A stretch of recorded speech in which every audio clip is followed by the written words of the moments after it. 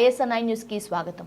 ఎన్టీఆర్ జిల్లా నందిగామ మండలం రాఘవాపురం గ్రామంలో గల మండల పరిషత్ పాఠశాలలో గల మధ్యాహ్న భోజన నిర్వహణ వంట చేసేందుకు గాను నాగేంద్ర గత 20 సంవత్సరాలుగా విధులు నిర్వహిస్తున్నారు. కాగా నూతనంగా ఏర్పడిన తెలుగుదేశం ప్రభుత్వం ఆమె స్థానంలో మరొకరిని నియమించేందుకు ఆమెను రాజకీయంగా వేధించడం మండలంలో చర్చనీయాంశమైంది. ఈ సంఘటనపై స్పందించిన ఎంపీపీ స్కూల్ హెచ్ఎం రమణ స్పందిస్తూ సదరు విషయంపై ఉన్నతాధికారుల దృష్టికి తీసుకెళ్లిన అనంతరం వారి నిర్ణయాల ప్రకారం తగిన చర్యలు తీసుకుంటామని తెలపడం జరిగింది.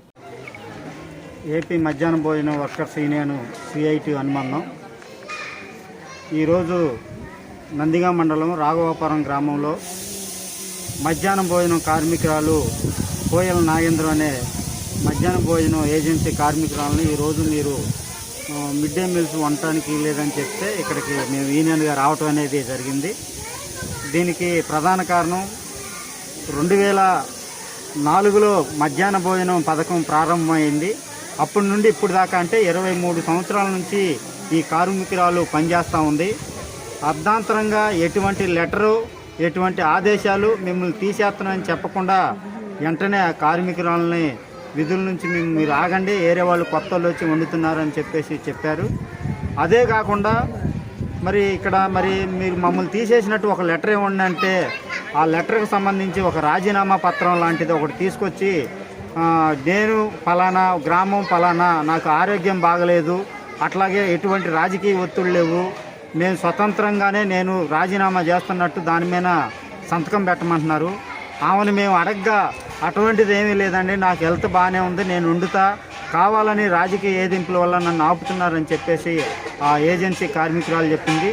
అలా మీరు అక్రమంగా తొలగించటం మేము CITగా తీవ్రంగా ఖండిస్తున్నాం.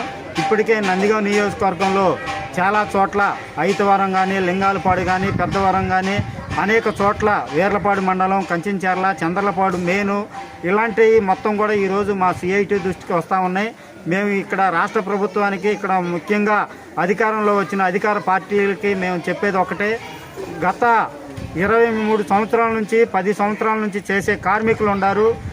వాళ్ళు ఏ రాజకీయ పార్టీకి లేరు, కానీ ఈరోజు రాజకీయ కక్ష సాధింపుతో ఈరోజు ఆ కార్మికుల్ని అక్రమంగా తొలగించి మా వాళ్ళని పెట్టుకోవాలని గ్రామాల్లో ఉన్నటువంటి నాయకత్వం రౌడీజంగా దౌర్జన్యంగా వాళ్ళ మీద దాడి చేస్తూ ఉన్నారు. దీన్ని మేము తీవ్రంగా ఖండిస్తూ ఉన్నాం.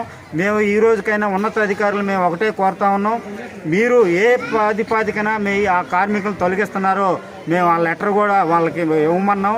ఆ లెటర్ ద్వారా మేము ప్రభుత్వం మీద పోరాటం చేసి వాళ్ళకి రావాల్సిన బెనిఫిట్స్ కానీ వాళ్ళకి ఉద్యోగం ఎలా రావాలో మేము పోరాటం నిర్వహిస్తాం. అందుకనే అక్రమంగా తొలగించడం అనేది కరెక్ట్ కాదు. నెల రోజులే అవుతూ ఉంది, ప్రభుత్వం ఏర్పాటు చేసి ఇంకా పూర్తి కాల. ఇప్పటికే చిన్న ఉద్యోగులు 3000 వాళ్ళకి దాదాపుగా 12 సంవత్సరాలు కనీస వేతనం లేకపోతే వాళ్ళ కోసం మేము కార్మిక సంఘంగా పోరాటం చేసి గౌరవ వేతనం 3000 వచ్చినాయి. దానికి తోడు ఇంకా వాళ్ళకి ఇచ్చే ఒక 3000 6000 కోసం ఈరోజు అక్రమంగా చిన్న ఏదో ఉద్యోగాలు చేసుకునే వాళ్ళ మీద ఈరోజు ఇక్కడ ఉన్నటువంటి అధికార పార్టీ దాడి చేస్తూ ఉంది. ఇది సరైనది కాదు. దీన్ని మీరు వెనక్కి తీసుకొని గతంలో ఎవరైతే ఏజెన్సీలు కొనసాగుతున్నారో వాళ్ళని కొనసాగించకపోతే నియోజకవర్గంగా పెద్ద ఎత్తున ఆందోళన చేపడతామని చెప్పేసి కూడా ఈ సందర్భంగా మేము తెలియజేస్తా ఉన్నాం. ఈ సంఘటన గురించి లోకల్ హెచ్ఎం గారు ఏం చెప్పారండి మీకు?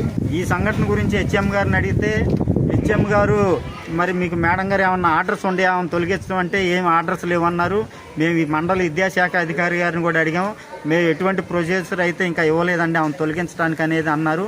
కానీ ఏరే వాళ్ళు వచ్చి ఈరోజు వాళ్ళు భోజనం మేము వండుతామని చెప్పేసి వచ్చి వాళ్ళు రావడం అనేది జరిగింది. హెచ్ఎం గారు ఆమె అడంగా ఎటువంటి పత్రం అయితే ఇవ్వట్లేదు. ఇది పరిస్థితి ఇక్కడ ఉంది.